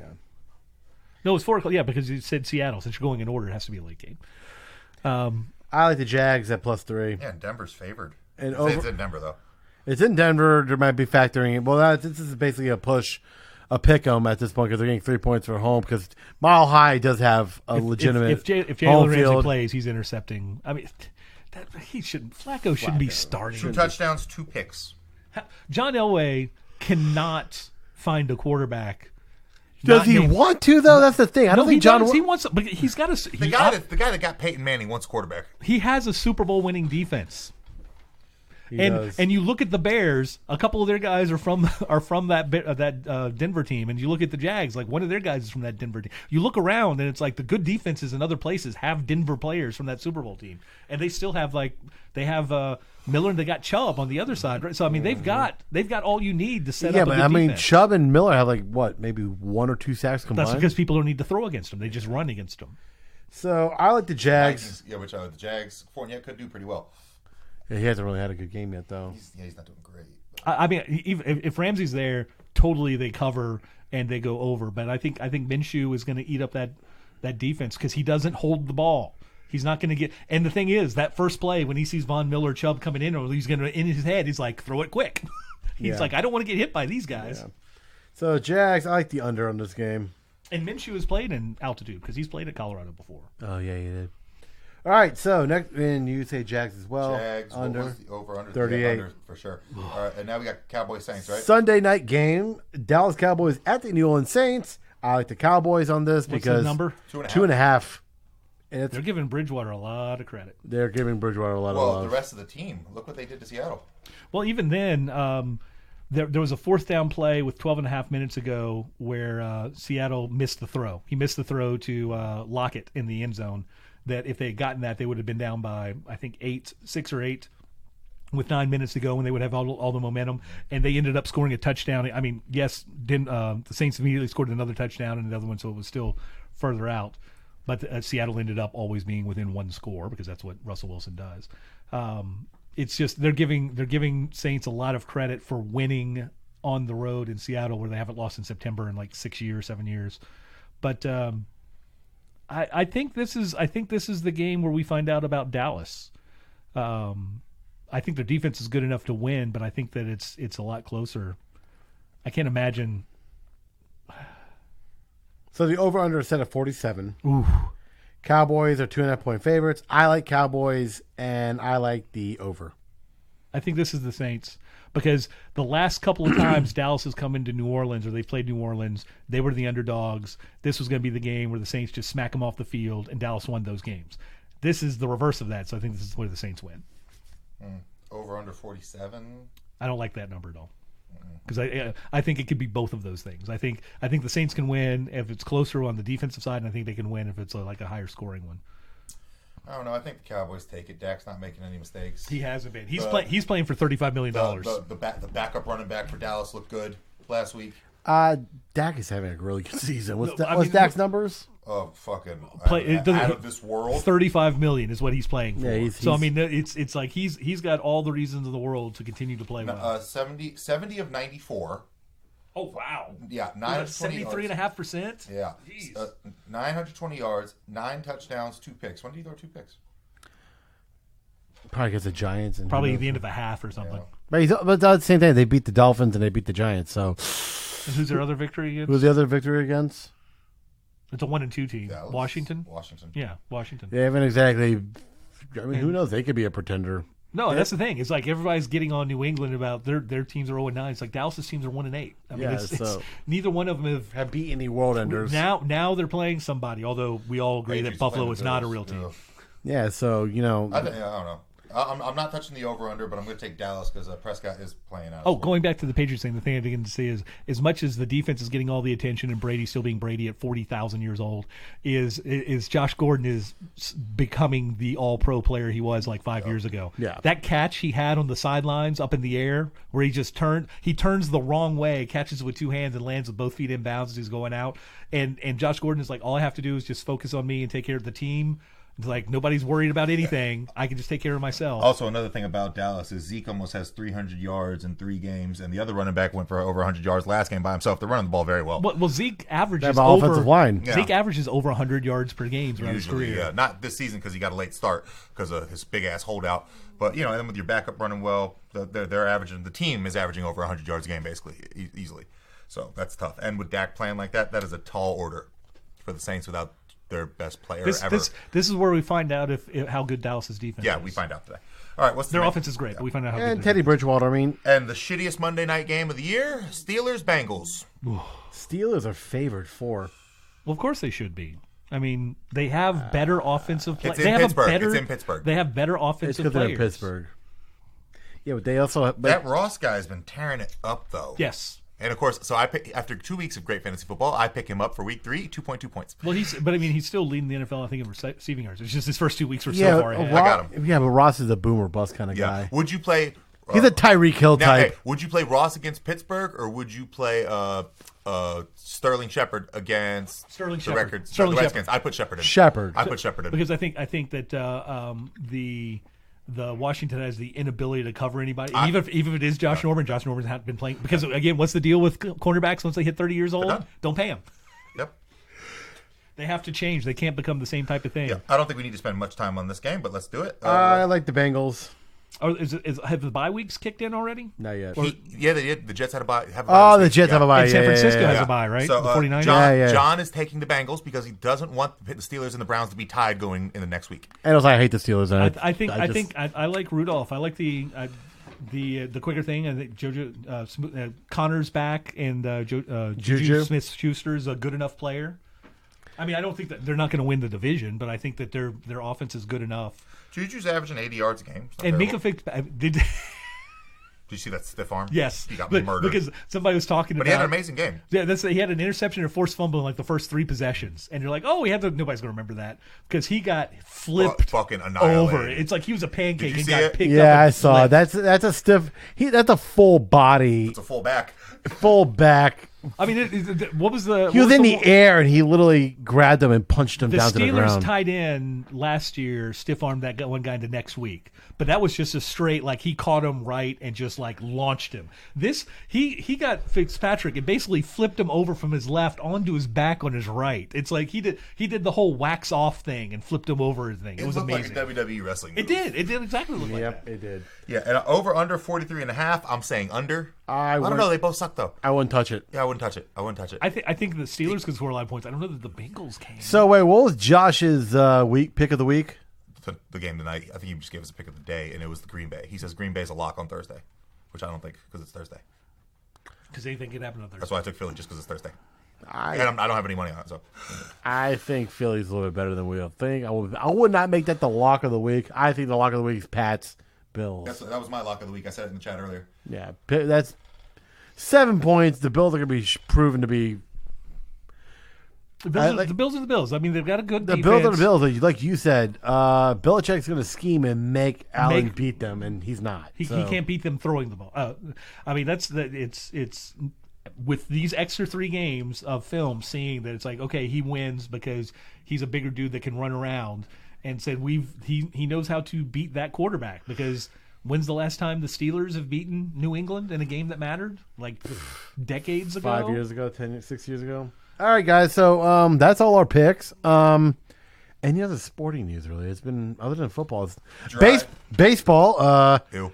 The Cubs just lost, 6 straight? And they're basically knocked themselves out of the wild card. They lost a 4-game homestand to the Cardinals, which allowed the Cardinals to clinch the division. Yep. And now they're probably out of the wild card. Joe Madden's going to be fired, and he should be. Yeah. Let's see. What else has happened in baseball? The Milwaukee Brewers are the best team in baseball since they lost their MVP Yep. caliber player with Yelich.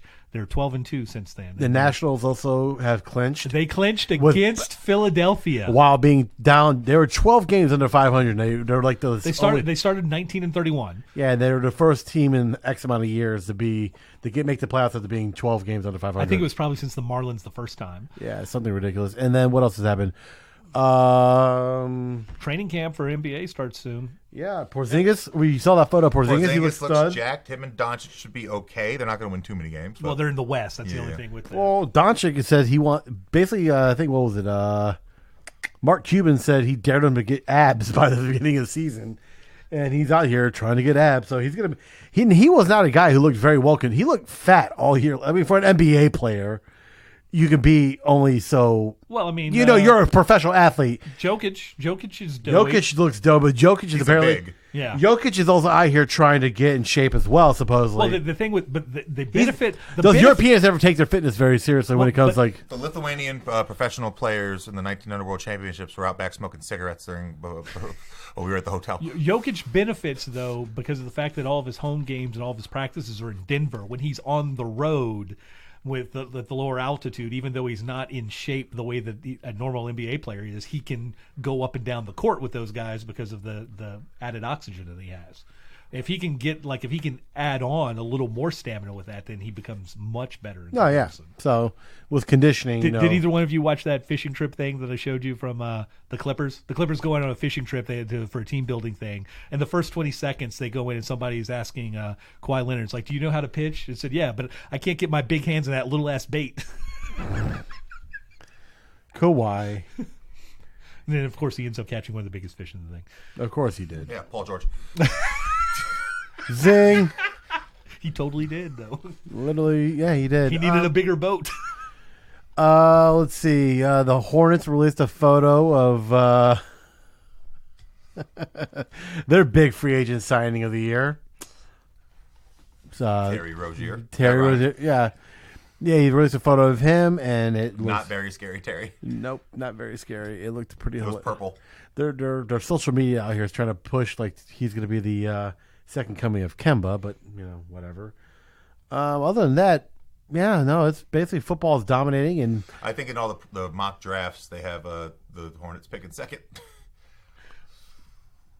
It's a lottery, so you never know. But I mean, Well, that's just seeding. It's seeding projections. The thing is, this upcoming draft is kind of all over the place. The Knicks were third. Who was first? I forgot. Cleveland. Yep. It was 100% Cleveland. So the top two players that likely to be in the draft are the 7-footer with the Memphis guy. Yes, he's a center, right? yes, but he's one of the athlete guys. He's a big. He's a Bagley. Yeah, he's the air quote big. Because Bagley he had has a great year last year. No one talked Was the about last it. couple- Once they started playing him more. And because he fits that type of offense and his versatility. But he has the potential to be a better defender, just as good of a rebounder and scorer, but a better defender, and he has a little better hops, which, I mean, Bagley was still a fantastic athlete. What? And then the other potential player is Cole Anthony, who point guard from North Carolina. Oh, okay. Would Carolina. be a top thing. So it's interesting to see. LaMelo Ball's in the conversation now. Well, No. LaMelo is considered a top 4 pick. Yeah, top 3. You have him 3 right now to the And Knicks. this is where you and I disagreed on that, or when it was me and somebody else, is that senior ball cost LaMelo tens of millions of dollars by doing all of this other stuff. Yes, it got him a lot of attention, but if he was just in high school, just like Zion was, and all of those YouTube videos were, as soon as it happens, it's on, and then every kid's looking at that right as they go to sleep, and then reposting and doing all these things, like he was his sophomore year, then the his potential with marketing with any of his endorsements would be so much higher, and his Q level rating would be higher, and they get more money on that. But it also appears that senior ball still wants to keep the big baller brand, which everybody knows is a dumpster fire. LaMelo's taking meetings with other shoe companies. Oh, he has to. Yes. I mean, he's already lost $50 million worth of shoe endorsements from that, not counting the money they actually lost by trying to do this thing. And I'd had a conversation with other people, minority people, saying that it's great that he's doing this on his own and everything. And it's like, yeah, I'm in favor of all that. They should take the money from the shoe company for that first contract, get the $50 million, learn how to do all the marketing, learn how to do the shoes and the design and everything, and then go on your own thing. Have somebody pay you to learn how to do it. It's already dead when Lonzo came out and said he had to change shoes every quarter. Oh, over. It's like nobody wants those things now. You got to change the name or do something. And that's like, Try I'm and never trick going to do people. it. It's like the three ball brothers. It's like There's in 2. 5 years, there's 2. There's already just 2. And one of the other things I was commenting on that is like LiAngelo can never play internationally in China, and his gear will never be sold there. And they're like, what? Where does it say that? How does it do that? It's like, that's how China works.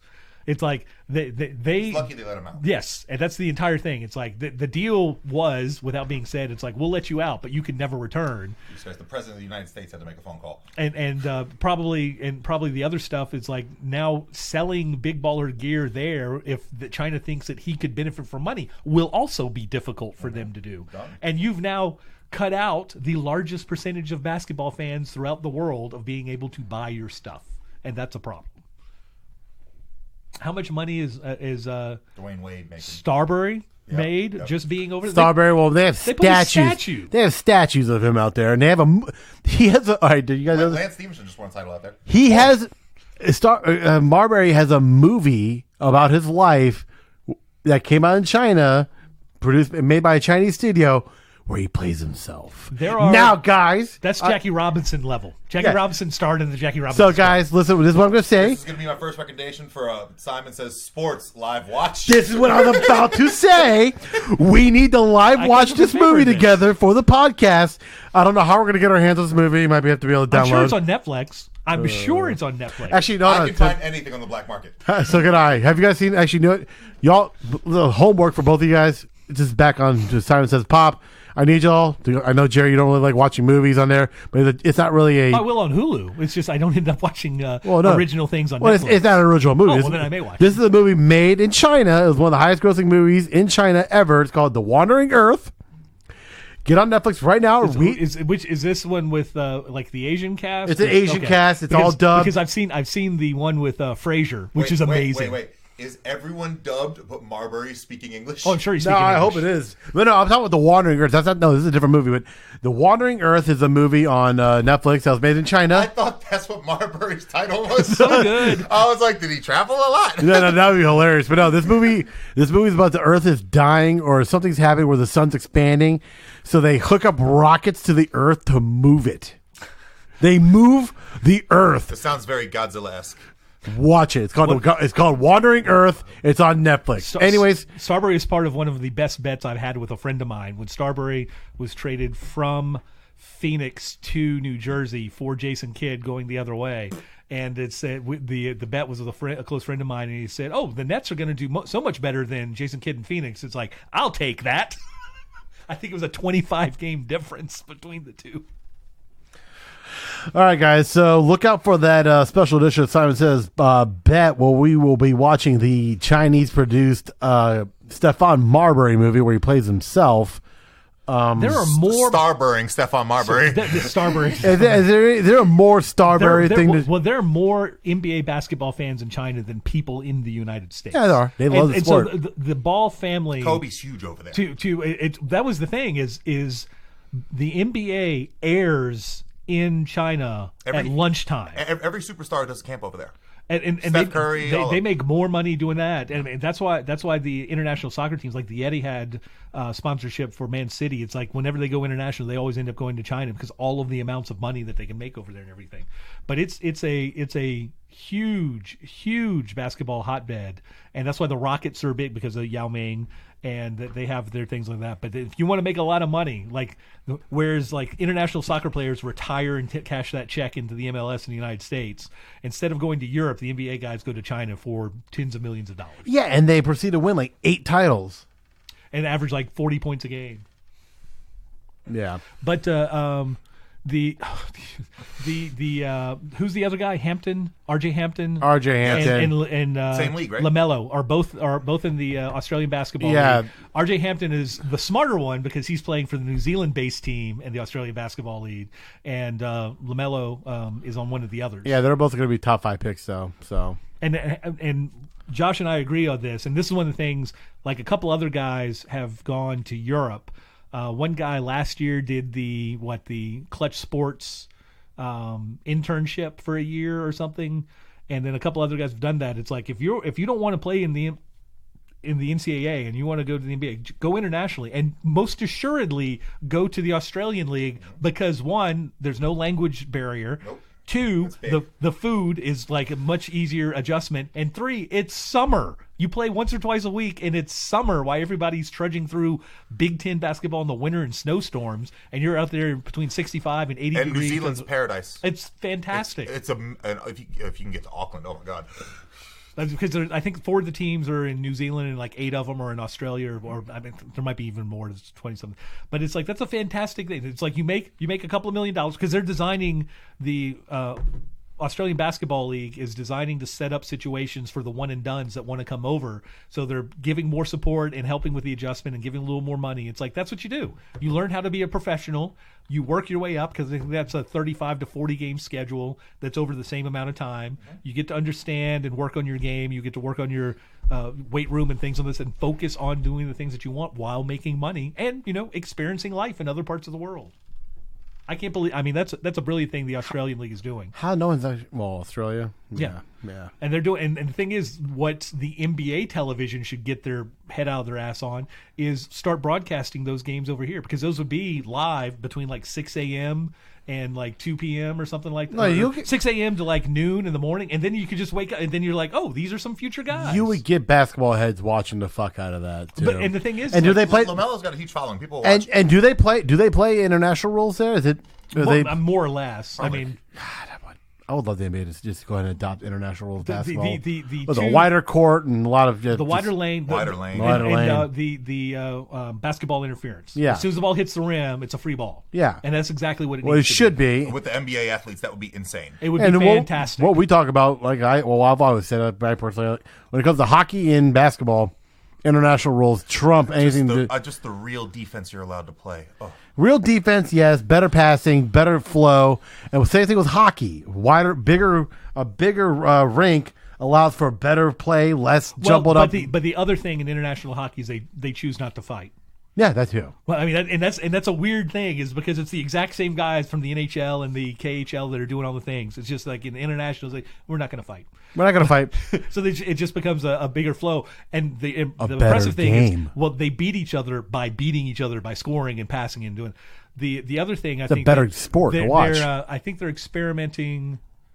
No, that's a different thing. But if on a turnover with not having the ref need to touch the ball for an inbounds would be a huge benefit for pace of game in Basketball? the NBA. Yeah, because isn't it like at the turn? It's like the ref, like when they get it, he just points to the spot, and your guy gets there, and you throw it, boom, and you're ready to go in, rather than waiting for the ref to grab it, walk over, hand it to him. For someone who's played with these goddamn rules, I really don't remember that part. But I think it's only like on the turnover on the opposite side. Right. So if you're on the defensive end and the offense turns it over, they just point to the side, boom, boom. You throw it to your guy runs over there, you throw it to him, and he immediately throw it in. The ref doesn't have to point and hand it over.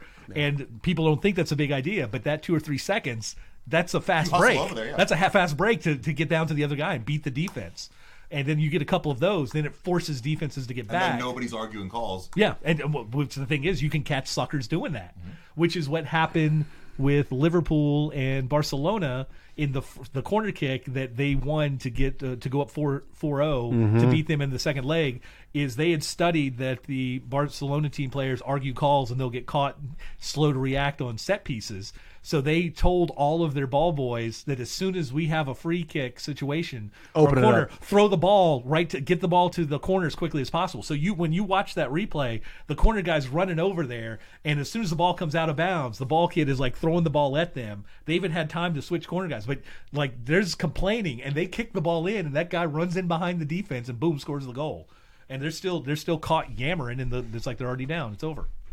No, that'd be a great thing, because that's one of the complaints that a lot of half NBA fans, they watch the playoffs, but they don't watch regular season games, is the call complaints.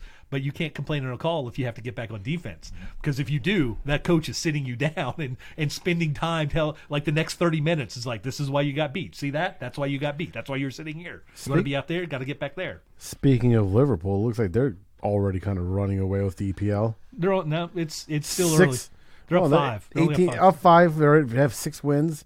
But they're down on the goal differential. So if Yeah, they tied they with are. that, and again, they only lost one game last year, and they lost by a point because they lost that game against City. Yeah, you're they right. and they drew against City in Anfield, which should have been a loss, but Raid Mahrez missed a PK. So they and City are way ahead of everybody, and then Everyone else is kind of like it's a jumbled mess for everything else. Man used. Ooh. They almost got bounced in the Cabero Cup against a second division team last. And what's going on right now is La Liga. Well, excuse me, Division 2 team, which is the 4th division. You have currently 1, 2, 3, 4, 5 teams ahead of Barcelona right now. Barcelona lost badly this past Yeah, weekend. and you got Sevilla, Atletico Madrid, Bilbao, and Granada. Real Madrid's on top, but Those other teams. Granada, Bilbao, and Sevilla all ahead of Barcelona. That's unheard of. And where's Atletico? I mean, they're not playing. Atletico's no, they're third, Okay. but they're tied for second. Okay. So that makes more sense. But those other teams should not be ahead of Barca. They're only a point back of Madrid right now, who has 14 points. Yeah, that's kind of nuts. I personally, when it comes to Madrid, I think them deciding to keep Courtois as their starting goalie and let my Costa Rican boy go was a huge mistake. But they played. Who did they play last week in the Champions League? And they lost. And it was to Navas. Yeah, they lost to Navas. Navas, and they beat. And they beat the shit out of him. And Navas looked amazing. It was funny. They did the handshake at the end, and the announcers did, "You suck," as if he was like telling. It's like, "Hey, good game. You suck. I beat you. I'm better." Yeah, no, Navas is. I've always thought Navas was a better goalie. I think Courtois is overrated. Courtois is a much better is the best goalie penalty kicker that you'll ever see. He's 6'9". That's the only reason why they chose him over. And he's got a good foot, but the thing is, they don't play kick ahead and run after. No, they don't. They play from the back. And they need a guy who can block shots and catch the ball, which is exactly what Navas could do. And he's shown it since what, the 08 World Cup? Not 08. No, the 2014 World Cup when Costa Rica made it all the way to the quarterfinals. Yes. And he was the best goalie on the planet. And that's when Real Madrid brought him in. And he's still one of the best goalies on the planet. They spent an exorbitant amount of them. The biggest thing that Real has is they haven't been able to get rid of the players they want to get rid of. Yeah, they want to get rid of Bale in the worst way, which they haven't done. And, I mean, they never got any of the other guys. They just brought in Hazard. And they still can't seem to pry Pogba out of United. And Hazard doesn't look like a guy that belongs in La Liga. And I think this is the problem for anybody wanting Pogba is that in a normal United situation, they probably would have sold on and bought somebody else to come in, but they're not going to spend money, so they're going to keep him until like the last year, and then they'll sell him on. But that's just a weird thing is that, and this is, you and I were discussing this, and that there's a sea change in the way that players go to teams. Obviously, there's just some players in certain countries will always want to play for Real or Barca just because of their history and everything. But if United continues not to spend the money to get the players, people aren't going to want to grow up and play for United. They're going to want to go up and play for Chelsea or Liverpool or City. Liverpool's getting a lot of... And Arsenal and Tottenham are at least around there, but they don't seem to want to spend to get to the next level. Well, no, they spent their money after they sold Bale. They spent their money wisely for all of these guys. All these guys that they currently have, and it's not really winning them games this year. So, well, and part of that is that they've lost leads that they should have had, but they don't have the depth as the other teams. Kane's been hurt too, so. But they haven't, and that's always been their thing. Is they have like a great 13 players, but always one or two of those guys get hurt, and it's just troublesome for them. I just think it's going to all depend on where the big move for the next 5 years is going to be. Where does Neymar and Mbappe end up? Mbappe is going to stay. This is one of the things, and this is why you say he's going to be a Madrid. He's going to be a by 25. You said by 25. How old is he now? He's 20, 21 right I think. He'll be a Madridista by 25. And again, this is where I think everything's changed is because of how like PSG is owned by a country effectively. They have Spain, unlimited funds. Well, so is Madrid. Madrid's owned by the state or the country of Spain. But the thing is like if they unlike the NBA where the Bucks can't talk about Antetokounmpo getting an extension, dumb fucking fine. It's like they're sitting there in Mbappe's ear and basically saying, how much money do you want? And he's going to say a number, and they're going to pay. He's never going to get sold down there. They will because he's a $350 million player. He's 21 years old. No, he's more than that. I mean, if you that's what I'm saying. No. Because Messi, if Neymar was 275 million, yeah, but no, they say if Messi at his peak was worth $500 million. Which yes. So Mbappe at 21 already worth $500 million. Winner, yeah, and that's the thing. Already worth $500 million. And Spain is not gonna. They can't afford to do that. As much money as they have, they'd have to dump Bale. They'd have to dump Hazard. And nobody's going to give that money for Bale. Nobody's going to give $100 million for that. And Hazard just got there. He just got there, and he's not. He just doesn't look like he doesn't seem to fit right in that. It's because he's a Coutinho type player, and you saw that player doesn't fit there. Yeah. And Mbappe is France. That team will pay him almost $1 million a week. He will not leave. One, they can't afford that salary, and they can't afford the buyout, and he will stay there. He's a Paris kid who won a World Cup, and he walks down the street. Everything is getting thrown at him. Stuff he will never want in his entire life is getting thrown at him. I understand it, but when it comes to soccer, very much how he kind of used to be with the NBA, where guys want to go play for the Lakers, want to go play for the Celtics, and go play for the Knicks. But here's the other thing. It's still the case, and he grew up being a Madrid fan his entire life. LeBron James wins 2 titles in the next 4 years in Los Angeles, and you ask any Lakers fans who's your favorite player, 9 times out of 10 they're going to say Kobe Bryant. Because they're fucking dumb. And then people 15, 20 years older than that are going to say Magic Johnson. And then people like certain older than that might go Jerry Westware. And it's if Mbappe wins the Champions League and another World Cup of France, and they're going to be the favorites for the next World Cup as well. Over Germany?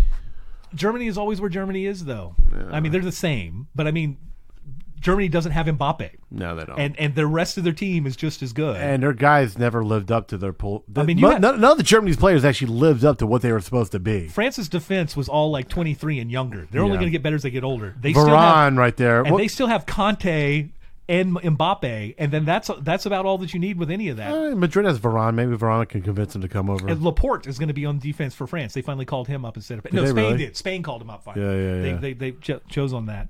But Spain's going to be a lot better, Spain too. should be better, but Spain's going to be a lot better. They just have to get rid of all the old guys. All the old guard, and also... But the thing is like Mbappe, if you win a Champions League at PSG, you're a soccer legend. You win a Champions League at Barcelona, there's Messi, you're just a guy. You're just a guy that won one. Well, as long as they have Messi. That matters to people. Dwayne Wade's 3 titles...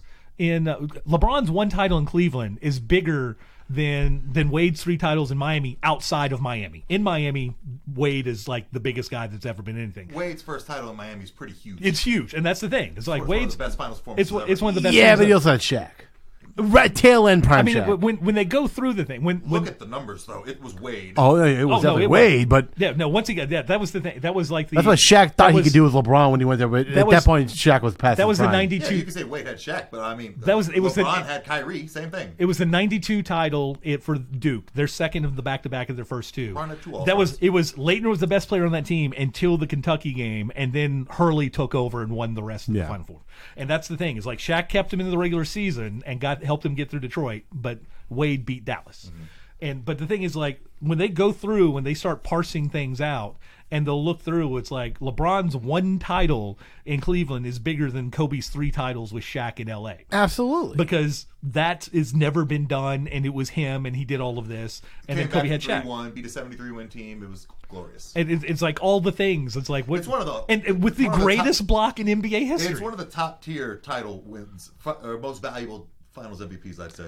And also, and it's yeah, unfortunate. he also averaged a triple And double it's from that unfortunate. series. Well, it's I think he averaged unfortunate. triple double the next Finals and lost. And it's unfortunate Yeah, the he way did. that reporters just put around the same person that they expect. Jordan gets all those Finals MVPs. The Seattle Finals should have been Dennis Rodman. He won 2 of those games. He had 20-plus rebounds and victories where they were won by less than 10 points. Did you watch his because 30 of for him. 30? No, I know most of the story. I don't need to see I much think of it. Kobe's Finals against the Lakers, Powell had a better series. He absolutely did. And if Powell wasn't there, Kobe shot terribly. If Powell wasn't there, they wouldn't have won those and that's titles. one of the most interesting things about Kobe Bryant is it's like, yes, he's clutch in the regular season and do all this, but his 2 most known playoff performances are His his rookie rookie year. year when he airballs it up and chucks and they just let him go, and then the one game that they could have won against the Celtics where he just decides not to shoot in the fourth quarter or whatever. He shot once in the entire second half. Because they didn't pass the ball, but they were leading in the first half. I can't remember what series. Kind of like what LeBron did. But they could have won. They lost that game by 6 points. Whereas if he actually shot, they could have won. Kind of like what LeBron did in that first series against Dallas when they lost that first title. Well, that was still trying to figure out how the team works. Yeah, but LeBron just wasn't shooting Yeah, at it was all. 17. Yeah. He didn't do anything. But he was- after having an MVP season. Yeah, like, no, but I mean that was different because LeBron is looking at his friend Wade, and it's like he's one there, he's done this, maybe This is he his doesn't know. Yes, he team. doesn't know. Whereas like Kobe knows that's his team. He knows he's the best player. Like was it the meme? with LeBron's Jason a better Tatum? teammate. It said, "Whenever you get the ball, shoot. What if my teammate's open? Look at him and shoot." I love that, man. Love that. Because Tatum playing or training with Kobe last year, I think it's one of the main. Other than playing with Kyrie, I think him training with Kobe was one of the main reasons why he had a down year. So who else? Wait, who's Kobe training with this year? Are you going to try and follow this to see if it's a trend? It's totally Yeah, who's he? Didn't he work out with Trae Young a little bit? Yes, Is that who he's working out with? yes.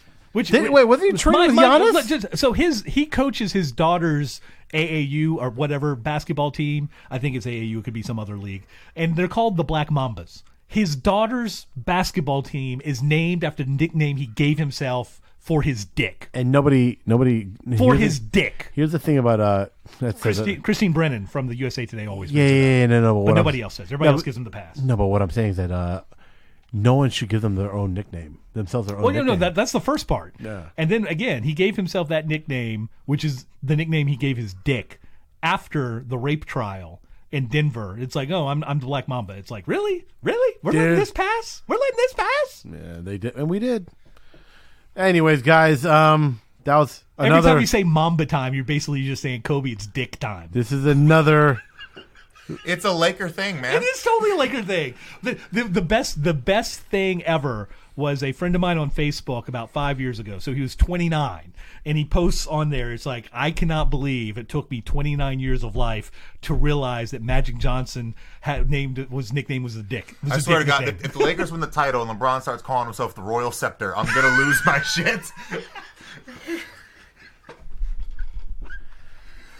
On that note, guys, Wrap it. You got Wilt the Stilt, Wilt the Stilt, Magic and the Black Johnson, Mamba. and the Black Mamba. It's a Lakers The thing. Royal Scepter coming up. You heard it here first. LeBron, if you catch this, hey, if you try and trademark this, I'm gonna sue the shit out of you.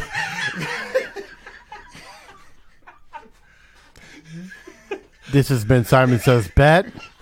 Everyone, enjoy your weekend. Chapel Hill will not cover. We're out.